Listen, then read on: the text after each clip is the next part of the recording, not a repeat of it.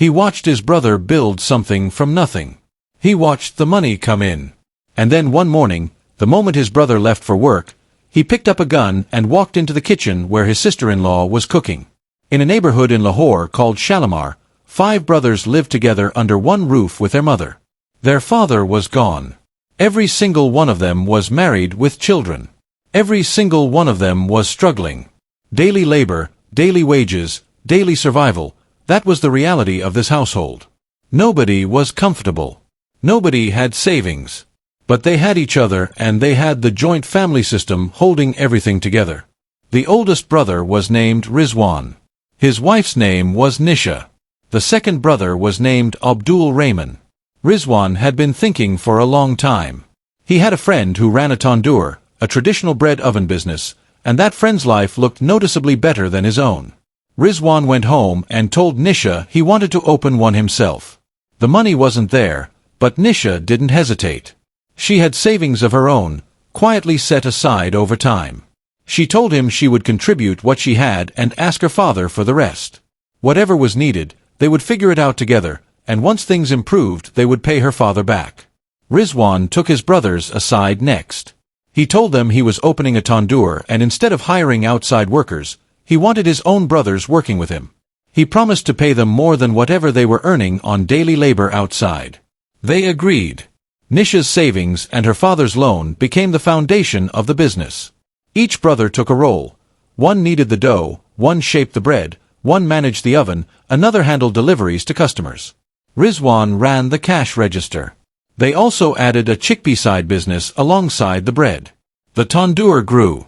Money started coming in consistently. The household, for the first time in a long time, started breathing.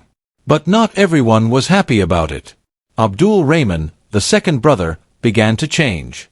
As the business grew and the income improved, something dark took root inside him. He started watching Rizwan differently. Watching how Rizwan sat at the cash register while everyone else did the physical work. Watching the money accumulate. And instead of seeing a brother who had taken a risk, borrowed money, built something, and brought the entire family into it, he saw something else. He saw unfairness. He saw himself being exploited. He confronted Rizwan directly. He told him everyone was doing the real work while Rizwan sat and counted the money. He told him it wasn't right. Rizwan was direct with him. He told Abdul Rahman he was the owner of the tandoor. He was the one who had invested the money, who paid the bills, who covered the gas costs and maintenance. The brothers were being paid more than they would earn anywhere else. He had done them a favor by bringing them in, and this was how Abdul Rahman was responding, with jealousy. Abdul Rahman said fine. He told Rizwan he was done working there and walked away. Rizwan told him that was his choice. Now sitting at home with no income, Abdul Rahman began thinking about what he could do on his own.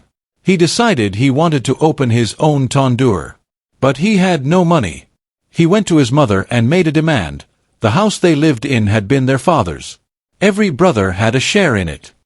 He told her to sell the house and give him his portion. Nisha was present. She spoke up immediately. She told Abdul Rahman this was not a decision that could be made lightly. If the house was sold, where would everyone live? Would they use the money for rent or for food? This was the wrong move, and she was saying so. Abdul Rahman turned on her. He told her to stay out of it. This was between him and his mother, and it was none of her business. Nisha held her ground. She reminded him that she was his brother's wife, his Bobby, and she had every right to speak in matters that affected the entire family. Abdul Rahman left in anger. That evening when Rizwan came home from the tandoor, the whole situation came out. Rizwan addressed it and told Abdul Rahman directly, "You have been sitting at home for 4 days now. Your wife and children are at your in-laws. You have no income. Get up and go back to work." Abdul Rahman said nothing. He just stared. The next morning, March 14th, was like any other morning. Rizwan went to Abdul Rahman's room before leaving for work.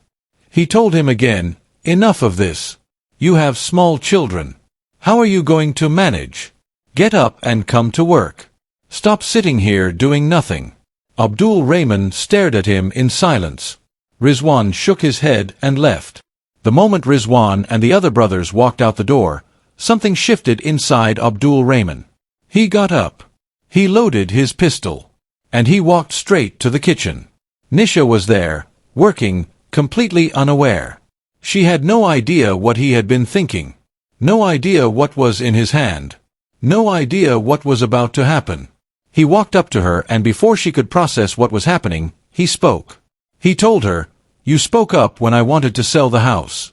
You turned my brother against me. You are the root of all of this." He shot her 4 times. She collapsed. He ran. The mother was the only one home. She called her sons immediately. They rushed back. Someone called the police. Officers from Shalimar police station arrived, assessed the scene, took Nisha's body to the hospital for post-mortem, and traced her family. Her brother, whose name was Zubair, was contacted and came. The formal FIR was registered in his name, not in Rizwan's name. The reason was deliberate. Investigators knew that if Rizwan was the complainant, there was a risk he might eventually forgive his brother, sign a reconciliation agreement, and let him walk free. Registering the case through Nisha's family removed that possibility. Abdul Rahman fled. Police launched raids looking for him across multiple areas. Days passed. Then the news came. Abdul Rahman had been caught, arrested by Shalimar police from Kashmir. He was brought back, placed on remand, fully investigated, and confessed to the crime. The case was sent to judicial proceedings. Nisha had done nothing except speak up for her family. She had put her own savings into a business that helped everyone in that household. She had spoken an inconvenient truth to a man who did not want to hear it. That is what it cost her.